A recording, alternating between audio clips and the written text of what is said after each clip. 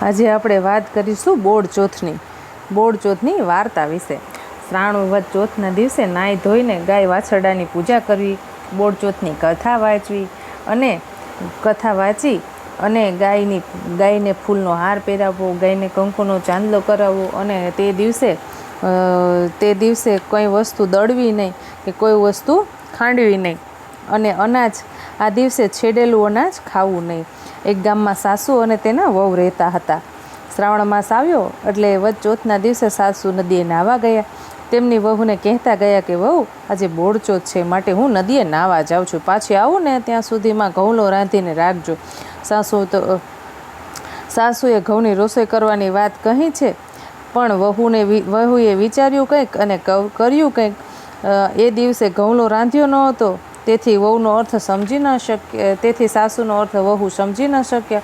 વહુ બિચારીએ ઘઉંલો એટલે તેમની ગાયને એક વાછરડો હતો, તે વાછરડાનું નામ હતું ઘઉંલો। વહુએ તો બિચારીએ ઘઉંલો છે એ જે વાછરડો છે એને ખાંડી નાખ્યો, ચૂલે રાંધવા મૂકી દીધો। સાસુઓ તો નદીએથી નાહીને પાછા આવ્યા અને વહુને પૂછ્યું, વહુ, ઘઉંલો રાંધ્યો છે કે નહીં?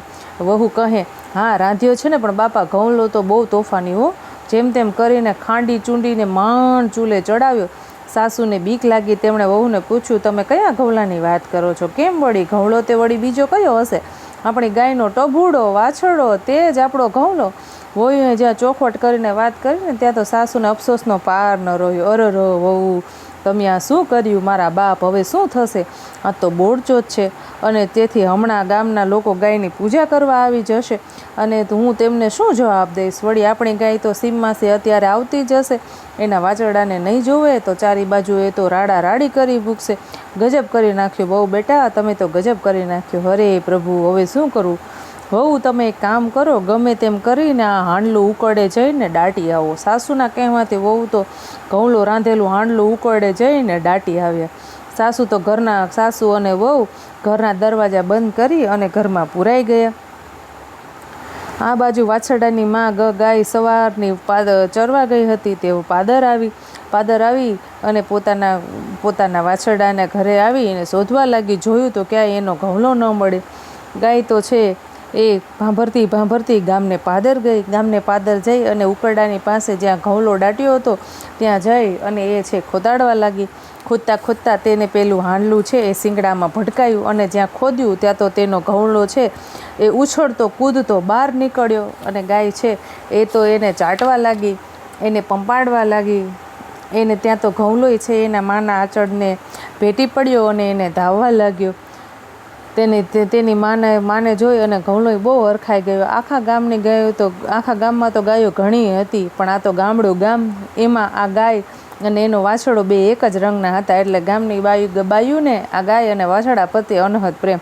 એમાંય વળી આજે બોડ ચોથનું વ્રત, એટલે ગાયો તો વાછરડાનું પૂજન કરવાનું નક્કી કરી અને સાસુ વહુના ઘરે આવી। ડેલીનું બારણું ખખડાવ્યું, પણ અંદરથી બોલે કોણ? બાયો રાડો પાડે, અલે ડોસી, ઓ ડોસી, ક્યાં બેસી ગયા? સાસુને વહુ બારણું બંધ કરીને, પણ અંદરથી કોઈ જવાબ તો આપે ખરો? આખા ગામની સ્ત્રીઓ તો ગાય અને વાછરડાની પૂજા કરવા અધીરી બની હતી, પણ નો સાસુ જવાબ આપે, નો વહુ જવાબ આપે। પૂજા કરવા આવેલી ગામની બાયો તો રાડો પાડીને થાકી ગઈ, પણ કોઈએ જવાબ ન આપ્યો। સામેથી જોયું તો ગાય અને તેનો ઘઉંલો બે હાંડલા સાથે આવતા હતા। એમાંથી વળી એક બાઈ બોલી, અરે ભગવાન, કેવો કળજુગ આવ્યો છે! બાયું તો જો આ ગાયને ફૂલના હાર પહેરાવવાની જગ્યાએ હવે તો હાંડલા પહેરાવા માંડી। એ તો ગાય પાસે ગઈ અને તેને હાંડલું કાઢ્યું ગાયના વાછરડાના ગળામાંથી અને ગાયને કંકુનો ચાંદલો કર્યો, ચોખા છાંટ્યા, ફૂલનો હાર પહેરાવ્યો, તેને ઘઉંની રોટલી ખવડાવી અને તેને બધું જે તેના સાથે લઈને આવી હતી, કપાસ અને ઘાસ, એ બધું એને ખવડાવવા લાગ્યું।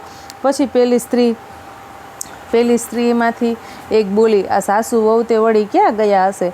એમાં વળી બીજી બાયો બાકી હતી, એ તો ગીતો ગાવા લાગી। ગીતો ગાવાનો અવાજ સાંભળી અને સાસુને વળી થયું કે આ વળી નથી ગાય કે નથી ઘઉંલો, આ બાયું કોને તે વળી કોના પાસે ગીતો ગાતી હશે? એમાંથી એના સાસુએ બારણા પાસે ઊભા થઈને તેરાળમાંથી જોયું તો સામે ઘઉંલો એની ગાય હતી। સાસુ અને તો તેના હરખનો પાર ન રહ્યો, એના વહુને તેડાવ્યા, સાંભળો છો, આપણો ઘઉંલો આવી ગયો, એમ કરીને એણે બારણે જઈને બારણું ઉઘાડ્યું। સાસુ અને વહુને ગાય અને એનો ઘઉંલો બહુ હદથી વાલા હતા। એણે તો જઈ અને ગાયને પંપાળવા લાગી, ગાયને ચોંટી ગઈ અને એના ઘઉલાની માથે હાથ ફેરવવા લાગી. તેમાંથી તે એક સ્ત્રી બોલી, અરે માડી, આપણી ગાયમાં તો શાસ્ત્રમાં લખ્યું છે ને કે ગાયમાં તો 33 કોટી દેવતાઓનો વાસ છે. ગાય તો આપણી માતા છે. ગાય તો હવની મનોકામના પૂરી કરનારી છે. આ બોળ ચોથના દિવસે જે ગાય માતાનું વ્રત કરે છે તેના મનની હરેક મનોકામના પૂરી થાય છે અને તેનું બધું જ સારું થાય છે. તેથી હે ગૌરી માતા, હે ગાય માતા, તમે જેવા ભોળી સાસુઓ અને વહુને ફળ્યા એવા બોળચોથનું વ્રત કરનાર સૌને ફળજો. આ કથા સાંભળનાર, કથા વાંચનાર અને કથા બોલનાર બધાની મનોકામના પૂરી કરજો. બોલો ગાય માતા કી જય.